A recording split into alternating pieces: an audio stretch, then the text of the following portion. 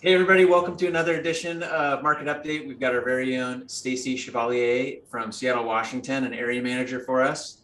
Hi Stacy. Hey, good to be And here.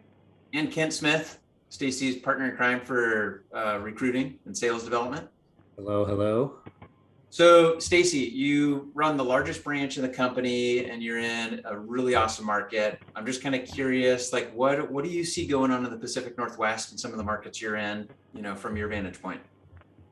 Yeah, I love this question. It's going to give you some insight into how my crazy brain works, but let's go for it. So, in my mind, in one sense, this is really a great market. A few months ago, we were still saying it was going to be a $3 trillion market. Now I think we're down to about a $2 trillion market. And coming off the historic highs, I mean, it definitely feels like it's not a good market, but if those highs had never happened, 2 trillion is still a pretty good market. A lot of Uh, loans. it's still a lot of loans, yeah. Now we also have rates increasing at a very quick pace, and inventory is almost non-existent, right? At least in my market, it's still under 2 weeks in the King County, Bellevue, Seattle market. And so in that sense, this is one of the worst markets we've ever experienced. But then my mind goes full circle back to, well, if this is the worst, we're still doing pretty damn amazing, and I'll take it. So maybe I'm always glass half full, or find the rainbow in the rain, whatever you want to call it. But that's how I see the market right now. What do you think, Kent? I would concur. I think as I call loan officers up in that market, um, I think most of them, their comment is they're worried about how do I get more opportunity into the top of the funnel, right? We all know that the pie's smaller, but like you said, Stacy, I mean, a $2 trillion a year. I mean, sans 20 and 21. If somebody in 2018 were to come to you and say, "Hey, in 2022, the opportunity is going to be 2 trillion," like we'd be confetti, right? It'd be Yeah, awesome.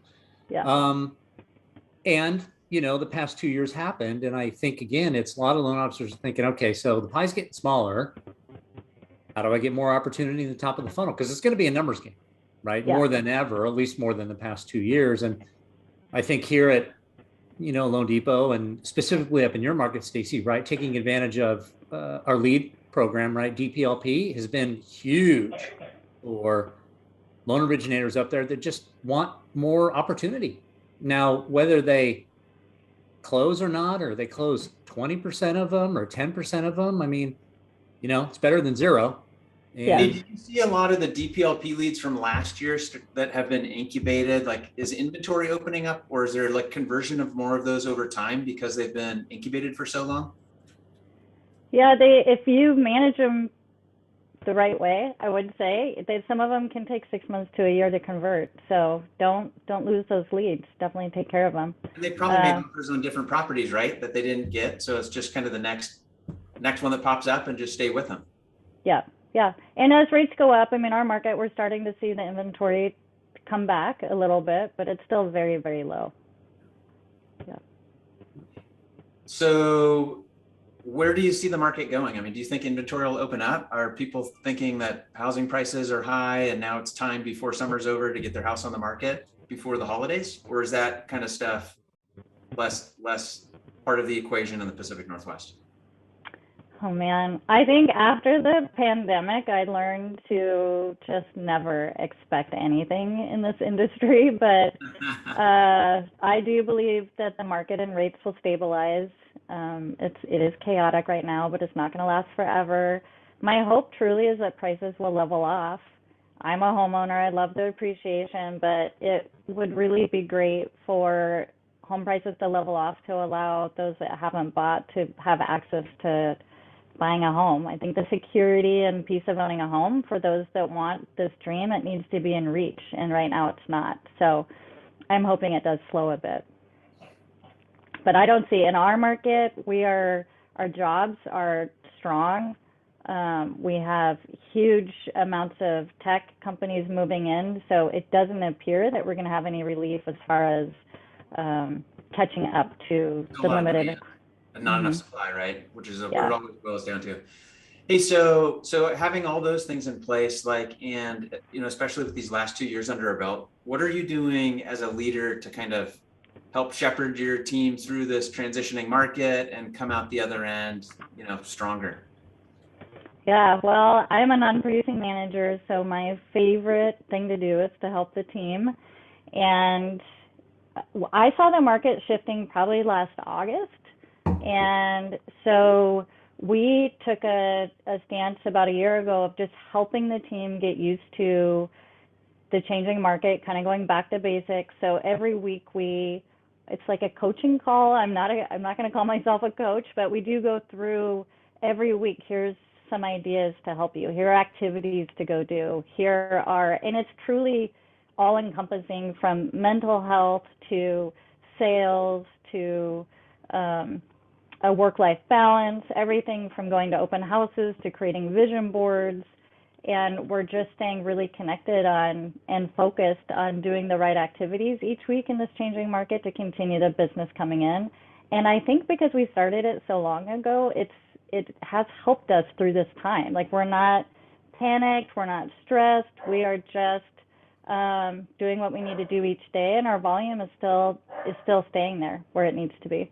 I love hearing that. Hey, Kent, as you talk to people at other companies, are you hearing, similar things about leaders at the competition? Or, I mean, obviously Stacy is one of a kind. So this is, clearly we have an advantage here, but what's going on at other companies as far as leadership and how other people are being led through this? There's not a lot of companies or leaders that I talk to up in the Northwest that operate like Stacy does, relatively flat, right?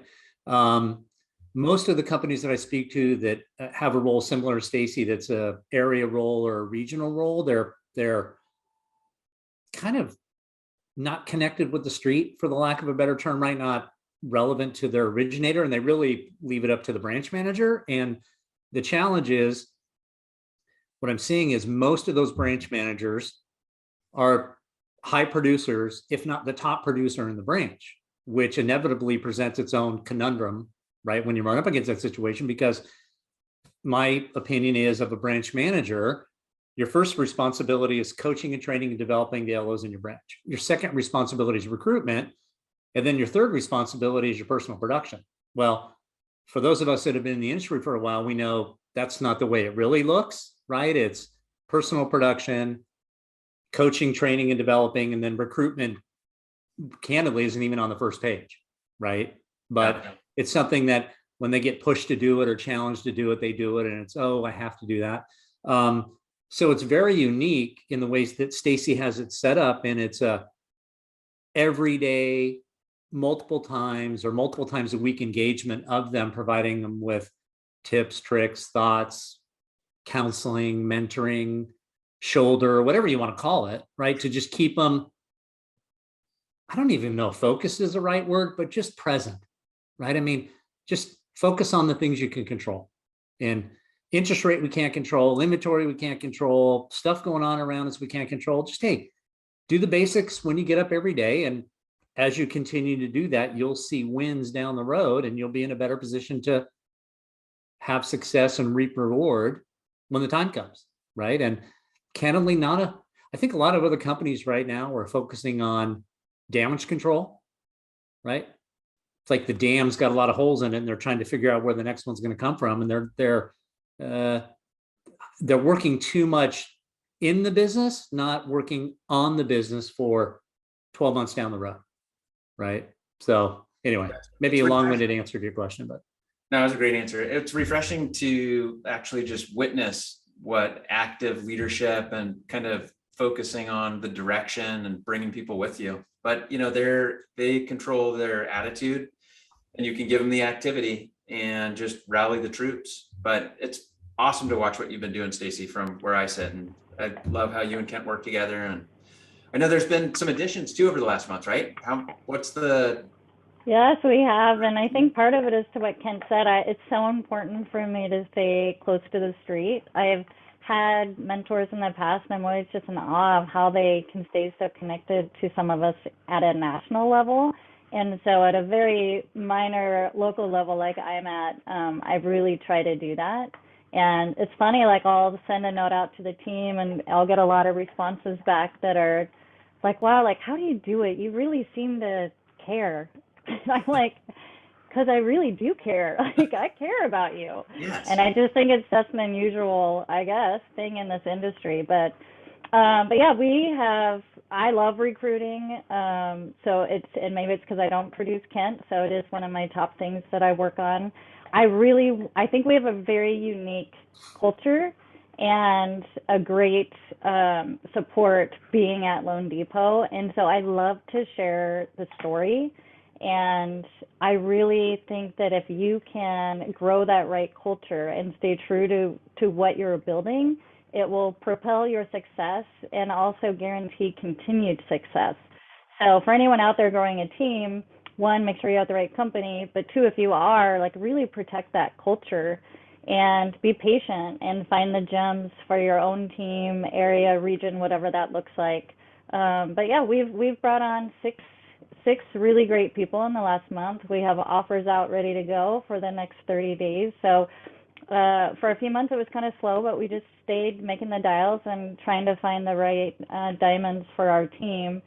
And for those of you that do know me, it's not about volume, which, don't tell corporate that, but they all know that. But for me, it's really not about volume.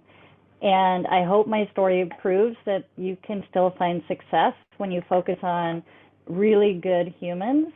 And even if you hire the right people, and I wouldn't call us huge producers, but as a collective, we are consistently the #1 team at Loan Depot. So alone, we may be little, but as a team, we are mighty. And my strategy is good humans first. Abundance mindset is definitely a must for our team, and a passion to help others in our industry. And those are the people that we're growing our team with. I love it. Kent, anything to add or? No, I would concur. I think that those individuals up in the Northwest, where Stacy leads, I mean, if they're of servitude mindset, it's a great environment. If they're not of servitude mindset, it's probably not a good fit for them. And that's okay. Right. Yes. But Stacy's right. It's got to be servitude mindset, right? Man for others kind of mentality. And it works. I mean, it works, so that's absolutely a priority for sure. I love how clear you are on your vision, how important good humans are to the equation, and how actively involved you are in just leading the charge, and the willingness of the team to like trust and do the work. It's like a cohesive unit. Cool to see from where I sit. I appreciate you both. Stacy, I don't know if there's anything else you want to say before we go, but thank you for spending time with us, and yours and Kent's partnership is one of the best. I love it. Yeah, no, thank you guys. I'm having fun. So what do they say? Don't work a day in your life when you're, I don't know, whatever that saying is. I just feel so blessed to be where I'm at. So thank you. And historically in markets like this, when things get tough, we see more growth and movement. So, I mean, I think you're on the front end of some big things through the year, and they're already starting to happen as a result of just gone on in the past week. So I'm sure you'll be benefiting, and hopefully there's a lot more good humans out there. Yes, there's lots. Right. Yes. Come find me. Very cool. Well, you guys have a great day. I appreciate your time, and thank you for all you do.